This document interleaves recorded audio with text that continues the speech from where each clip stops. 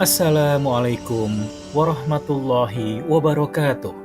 Sahabat surga, Madinah Al-Munawwaroh adalah kota yang syarat sejarah Islam yang menjadi saksi perjuangan Nabi Muhammad SAW. Kota ini menjadi salah satu tempat ziarah yang sering dikunjungi oleh umat muslim di dunia. Selain ada makam Rasulullah di Masjid Nabawi, kota ini juga memiliki tempat ziarah yang sangat terkenal, yaitu Jabal Uhud. Jabal Uhud bukan gunung biasa. Jabal Uhud syarat akan nilai dan makna spiritual dan sejarah. Jabal Uhud memiliki tinggi sekitar 1050 meter. Lokasinya sekitar 5 km di sebelah utara kota Madinah. Panjangnya 7 km dan terdiri dari batu-batuan granit, marmer merah, dan batu mulia. Jabal Uhud sendiri menjadi saksi atas peristiwa bersejarah, yaitu Perang Uhud, perang antara kaum muslimin dan kafir Quraisy. Bismillahirrahmanirrahim. Rasulullah SAW untuk menghadapi perang Uhud ini berhasil mengumpulkan sekitar 1.000 pasukan. 1.000 pasukan dari berbagai faksi, kecuali Yahudi yang tidak diterima oleh Rasulullah SAW, berangkat menuju ke Uhud. Konsekuensi atas kesepakatan bersama untuk tidak mengadakan perang kota. Nah, ketika jalan menuju ke Uhud ini, kelompok-kelompok munafik menggerogoti. Dia katakan, kita tidak mungkin menghadapi mereka. Kita mati sia-sia nantinya, karena pasukan mereka lebih banyak. Ternyata yang terpengaruh oleh ucapan-ucapan kaum munafik ini sekitar 300 orang. Akhirnya Rasulullah hanya membuat 700 orang untuk menghadapi 3.000 orang. Dan begitu mereka tahu bahwasanya umat Islam juga kalah dalam peperangan tersebut, mereka katakan, digambarkan dalam Al-Quran, laukanu indana ma matu wa ma qutilu. Kalau seandainya engkau tidak berangkat perang, ma matu, mereka tidak akan pernah mati, wa ma qutilu, dan mereka tidak akan pernah terbunuh. Itulah kaum munafik yang selalu akan menggerogoti. Hati-hatilah dengan kelompok-kelompok munafik.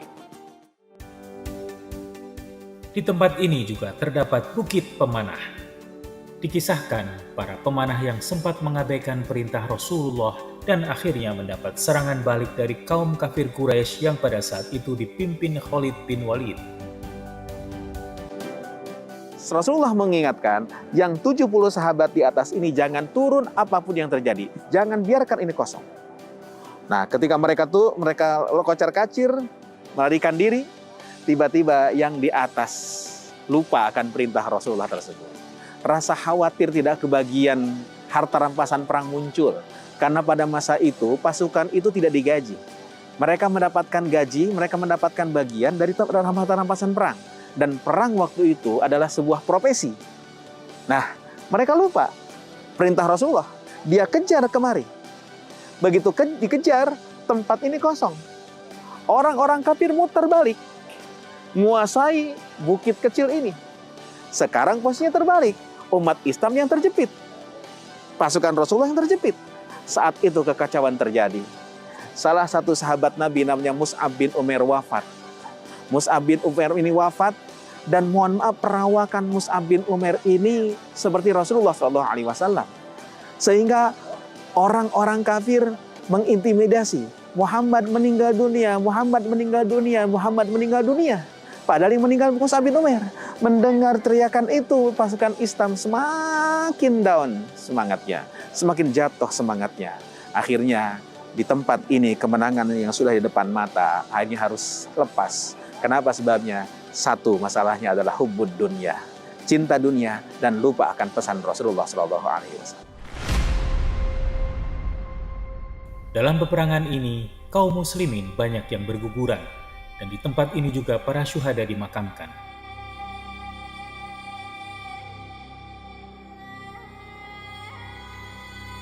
Di belakang kita adalah makam para syuhada Uhud yang wafat ketika terjadi perang Uhud di tahun ke-3 Hijriah di bulan Syawal.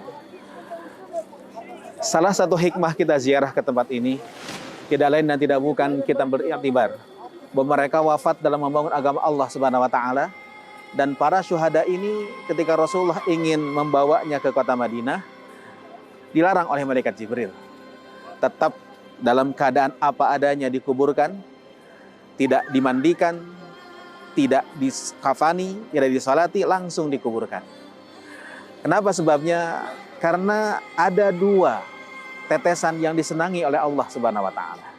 Pertama adalah qatratu dumu'in min khasyatillah, air mata yang menetes karena takut kepada Allah.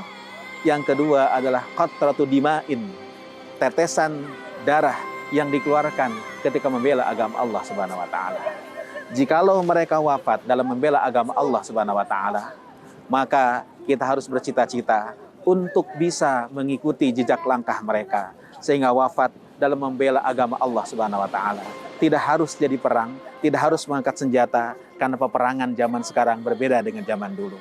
Peperangan zaman sekarang adalah memerangi kebodohan, memerangi kemiskinan, dan sama-sama kita berjuang untuk agama Allah Subhanahu wa taala sehingga nanti tatkala wafat kita berkumpul dengan para syuhada was sholihin ini birahmatika ya arhamar rahim. Dalam perang ini Rasulullah sangat kehilangan karena paman beliau sendiri yaitu Hamzah bin Abdul Muthalib menjadi korban dalam peperangan. Di sini pun juga dimakamkan paman baginda Rasulullah SAW yaitu Hamzah bin Abdul Muthalib. Paman Nabi yang begitu cintanya pada Rasulullah SAW, dia berada di garda depan untuk membela agama Allah Subhanahu wa taala di Uhud ini. Beliau wafat secara tragis, dibunuh, kemudian dibelah dadanya, yang merupakan sebuah dendam dari seorang wanita yang saudaranya terbunuh ketika perang Badar kemarin pada tahun sebelumnya. Hamzah bin Abdul Muthalib ini mendapat gelar Sayyidus Syuhada, pimpinan para syahid yang nanti di hari kiamat. Semoga kita pun juga ketika wafat nanti berada dalam barisannya, dipimpin oleh Hamzah, berada dalam para syuhada. Amin ya rabbal alamin. Dalam peristiwa ini juga ada kisah Ummu Salamah yang mendapat hikmah dari kepergian atau wafatnya sang suami setelah terluka dalam peperangan. Salah satu yang terluka yaitu Abu Salamah. Abu Salamah terluka dan tidak wafat di tempat ini, dia akhirnya wafat di rumahnya. Sebelum terjadi perang Uhud, Rasulullah SAW pernah manggil Abu Salamah. Abu Salamah, sini, saya ajarkan doa. Ajarkan doa ini pada istri engkau, kata Rasulullah SAW. Doanya adalah Allahumma ajurni fi musibati wa khlufni khairan minha. Ya Allah, berikan pahala dalam musibah yang menimpa dari diriku dan ganti yang lebih baik lagi. Beberapa bulan kemudian terjadi perang Uhud dan Abu Salamah terluka parah. Setelah dirawat berbulan-bulan, akhirnya beliau wafat. Setelah wafat, Ummu Salamah tentu kehilangan suami yang dia cintai. Dia doa sebagaimana doa yang diajarkan Rasulullah SAW tadi. Nah, setelah masa iddahnya selesai, yaitu 4 bulan 10 hari, kemudian banyak orang yang ingin melamar Ummu Salamah. Tapi Ummu Salamah katakan, mohon maaf, tidak ada yang lebih baik dibandingkan Abu Salamah suamiku. Akhirnya yang datang kepada Ummu Salamah adalah Rasulullah SAW. Ummu Salamah seakan-akan tidak percaya Rasulullah melamar dia. Dia coba untuk menolak, ya kan? Karena tidak ada yang lebih baik lagi di muka bumi ini kecuali Rasulullah SAW. Ummu Salamah adalah yang sering cemburu. Rasulullah SAW kemudian menjawab, amma kasratul iyal, kalau seandainya engkau merasa bahwa engkau banyak keluarganya, fasatakunu ayali, maka keluarga engkau akan menjadi keluargaku. Kalau seandainya engkau merasa lebih tua, sudah tua, fa ana akbaru minki sindan, aku lebih tua dibandingkan engkau. Kalau seandainya engkau merasa pencemburu, fasayudhibu angkil giroh, maka Allah akan menghilangkan kecemburuan tersebut. Itulah ternyata di balik musibah ada rahmat di baliknya. Di balik musibah ada kebaikan setelahnya. Di balik musibah ada rahmat Allah Subhanahu wa taala yang Allah berikan. Itulah doa Rasulullah SAW, Allahumma ajurni fi musibati wa khluf li khairan minha. Ya Allah, berikan pahala terhadap musibah yang menimpa dan ganti ya Allah musibah tersebut dengan yang lebih baik lagi. Banyak peristiwa yang terjadi di perang Uhud dan banyak juga hikmah pelajaran yang diambil atas peristiwa ini. Agar bisa mendapat hikmah dan menyaksikan langsung tempat bersejarah yang menjadi saksi perjuangan Rasulullah dan para sahabat dalam menegakkan panji-panji Islam. Kita pun juga bisa jihad dengan ilmu kita, jihad dengan harta kita semuanya. Rasulullah dakwah tidak pernah sendiri, didampingi oleh 4 orang yang mendampingi Rasulullah SAW.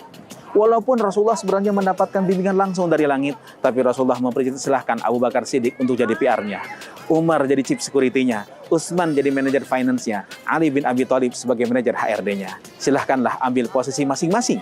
Di mana posisi kita? Yang punya tenaga, masuklah dalam kelompok Umar. Yang punya otak, masuklah dalam kelompok Ali. Yang punya harta, Utsman nunggu kita semuanya. Yang tua, dukunglah perjuangan ini sebagaimana pendukungan Abu Bakar Siddiq radhiyallahu anhu. Semoga Allah kumpulkan kita dengan para syuhada itu ketika wafat dan mendapatkan tempat bersama mereka.